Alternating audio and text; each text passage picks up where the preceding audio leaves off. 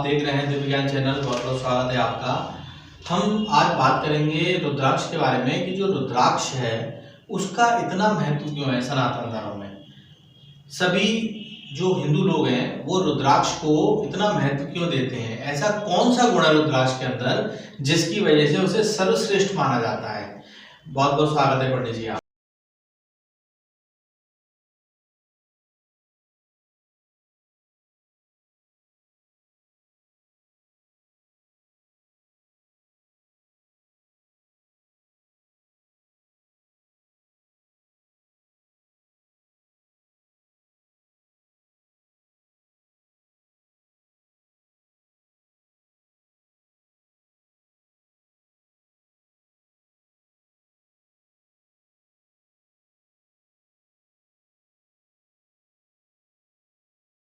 इक्कीस मुखी तक होते हैं, यानी रुद्राक्ष अधिकतर हम लोग जो जानते हैं वो 14 मुखी जानते हैं, लेकिन पंडित जी ने हमें जानकारी दी कि 21 मुखी तक रुद्राक्ष पाए जाते हैं और उनका अलग अलग नाम भी है जी, और नाम के अनुसार अलग अलग काम भी है जी।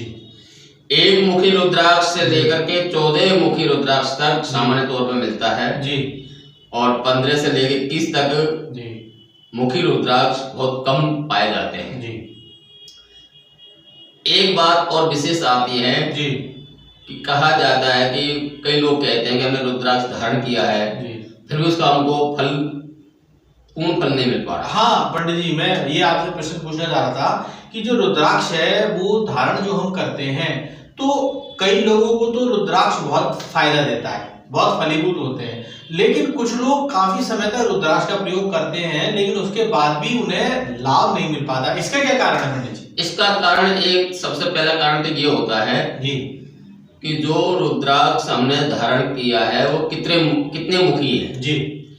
एक मुखी रुद्राक्ष के लिए एक माला का जप करना चाहिए जी। दो मुखी रुद्राक्ष के लिए 2 माला का जप करना चाहिए 14 मुखी रुद्राक्ष के लिए 14 माला का जप करना चाहिए। जबकि हम करते क्या है जी, हम इसका ध्यान नहीं रखते हैं। हमने एक माला का जप कर लिया, हम कहते रुद्राक्ष का जप कर लिया, जबकि जितने मुखी रुद्राक्ष है उतनी ही माला उसके निमित्त जप करना चाहिए, तब वो पूर्ण फल देगा। यानी जितने मुखी रुद्राक्ष हम लोग धारण करते हैं उतने ही मुखी रुद्राक्ष के आधार पर हमें उतना ही माला का जप करना पड़ता है, तब रुद्राक्ष हमको उस माला के निमित्त, उस माला के निमित्त। जैसे हमने हनुमान जी की पूजा की तो हनुमान जी की पूजा करें तो हनुमान जी की सामग्री होनी चाहिए। अच्छा। शंकर जी की पूजा तो शंकर जी की सामग्री होनी चाहिए। तो जितने मुखी रुद्राक्ष हमने धारण किया उतनी ही माला तो उसके निमित्त पूजा करनी चाहिए, उसके बाद जो हम फल चाहते हैं वो फल प्राप्त होगा। मैं आपसे एक बात और पूछना चाहूंगा पंडित जी, कहा जाता है कि रुद्राक्ष जो है भगवान शिव का पूर्ण स्वरूप होता है, शिव का स्वरूप माना गया है रुद्राक्ष को जी। भगवान शिव से उत्पत्ति है रुद्राक्ष को, तो केवल शिव का ही स्वरूप होता है या फिर वो नारायण का स्वरूप भी होता है, हनुमान जी का स्वरूप भी है, माँ भगवती का स्वरूप भी है? तो इसमें जो अभी मैंने बताया था आपको कि एक मुखी से 21 मुखी तक रुद्राक्ष पाए जाते हैं जी। और प्रत्येक मुखी रुद्राक्ष अलग अलग नाम से अलग अलग स्वरूप से माना जाता है जी। जैसे एक मुखी रुद्राक्ष भगवान शिव का स्वरूप होता है, 11 मुखी रुद्राक्ष भगवान शिव का स्वरूप होता है, 14 मुखी रुद्राक्ष हनुमान जी का स्वरूप होता है, 2 मुखी रुद्राक्ष माँ गौरी का स्वरूप होता है, 21 मुखी रुद्राक्ष इंद्र का स्वरूप, कुबेर का स्वरूप होता है। तो मतलब सभी देवताओं का स्वरूप को माना जाता है रुद्राक्ष जी। मतलब रुद्राक्ष जो है वो अलग अलग जी अलग अलग होता है।